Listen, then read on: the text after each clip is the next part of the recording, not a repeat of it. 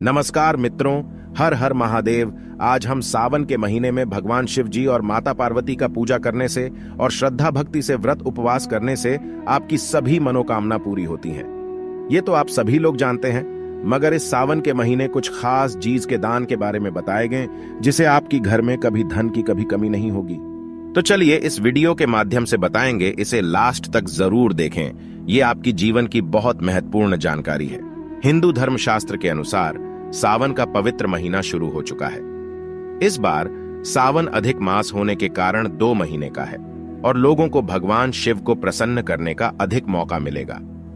इस बार सावन के महीने में 8 सोमवार आने वाले हैं। सावन के महीने में लोग भगवान शिव और माता गौरी की पूजा आराधना करते ही हैं, लेकिन इसके साथ दान और पुण्य करने का भी बड़ा महत्व बताया गया है। कहा जाता है कि भगवान शिव का व्रत करने के बाद गरीबों और ब्राह्मणों को दान देना चाहिए, जिससे आपकी हर मनोकामना पूरी होती है। लेकिन हिंदू धर्मशास्त्र के अनुसार सावन के पवित्र महीने में भगवान शिव की पूजा के अलावा कुछ विशेष चीजों का दान करने से काफी अच्छा फल प्राप्त होता है। आइए आपको बताते हैं कि सावन के महीने में आपको कौन सी विशेष चीजों का दान करना चाहिए जिससे आपकी हर मनोकामना पूरी होगी। सावन के महीने में चांदी या तांबे के बने सर्प के जोड़े का किसी मंदिर में दान करने से काल सर्प दोष दूर होता है। इसी के साथ संतान सुख भी मिलता है। सावन के महीने में काले तिल का दान करना चाहिए, जो कि भगवान शिव और शनिदेव दोनों को प्रिय होता है। सावन में रुद्राक्ष का दान करने से मान सम्मान में बढ़ोतरी होती है और आयु में वृद्धि होती है। सावन के सोमवार या शनिवार को काले तिल का दान करने से शनिदेव के प्रकोप से मुक्ति मिलती है। इसी के साथ ही राहु केतु का दुष्प्रभाव भी कम होता है।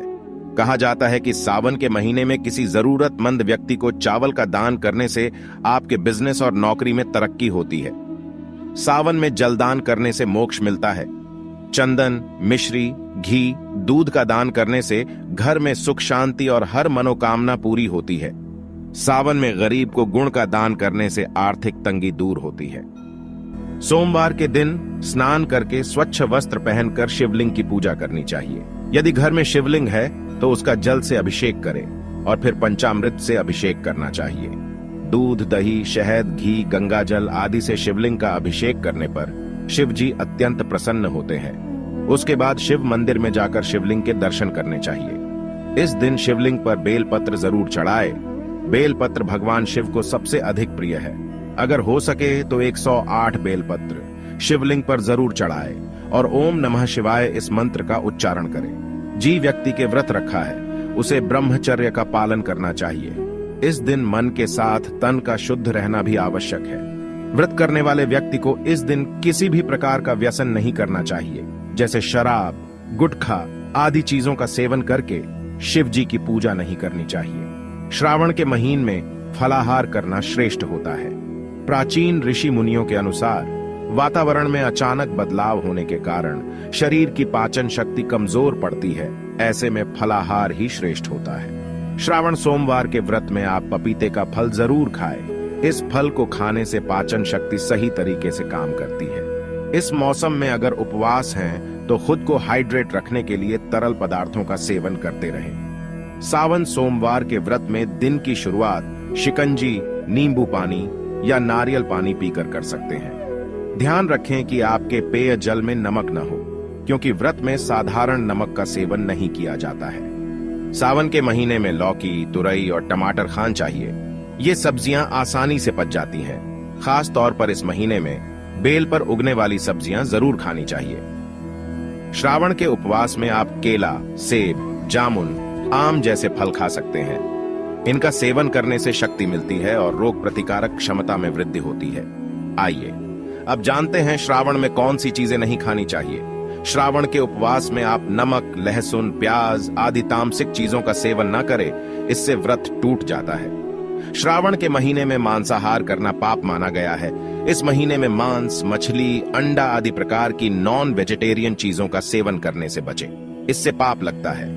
जो व्यक्ति श्रावण में मांस खाता है वह तुरंत ही विनष्ट होता है और शिव जी उस पर कभी प्रसन्न नहीं होते हैं। श्रावण के महीने में बैंगन का सेवन नहीं करना चाहिए। शास्त्रों में बैंगन को अशुद्ध माना जाता है। इसके अंदर कीड़े होते हैं, जिस कारण से यह मांस खाने के समान होता है। वैज्ञानिक कारण यह भी है कि बैंगन खाने से गैस संबंधी समस्याएं बढ़ सकती है। हरी पत्तेदार सब्जियां खाना भी वर्जित होता है। आपको हैरानी हुई होगी कि हरी पत्तियां क्यों खाने को मना किया गया है। इसके पीछे वैज्ञानिक कारण भी बताया गया है। दरअसल हरी और पत्तेदार सब्जियां खाने से वात में वृद्धि होती है, इसीलिए सावन में हरी पत्तेदार सब्जियां भूल से भी ना खाए, इससे शरीर में वात निर्माण हो सकता है। श्रावण में साग, पालक, मेथी, बथुआ, बैंगन, गोभी, पत्ता गोभी जैसी सब्जियों का सेवन करना वर्जित बताया गया है, क्योंकि बरसात के मौसम में इंसेक्ट्स की फर्टिलिटी तेजी से होती है और इन सब्जियों के अंदर कीड़े मकोड़े तेजी से बढ़ने लगते हैं और पनपने लगते हैं। इसीलिए इनका सेवन करने से मनुष्य का व्रत टूट सकता है। श्रावण के महीने में दूध के सेवन से बचना चाहिए। इस महीने में भगवान शिव को दूध चढ़ाने के पीछे भी वैज्ञानिक और आध्यात्मिक कारण है।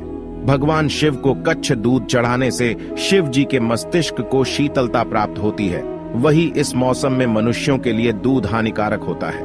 इससे पेट संबंधी समस्याएं निर्माण हो सकती है, जैसे पित्त आदि से जुड़ी प्रॉब्लम्स हो सकती है।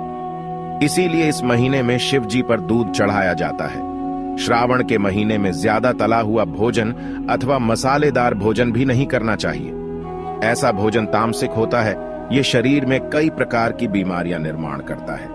भगवान श्री कृष्ण कहते हैं, जो मनुष्य श्रावण के महीने में पलाश के पत्ते पर भोजन करता है, उसकी दरिद्रता का नाश होता है। स्कंद पुराण के अनुसार श्रावण में संध्या के समय भोजन नहीं करना चाहिए अथवा सोना भी नहीं चाहिए।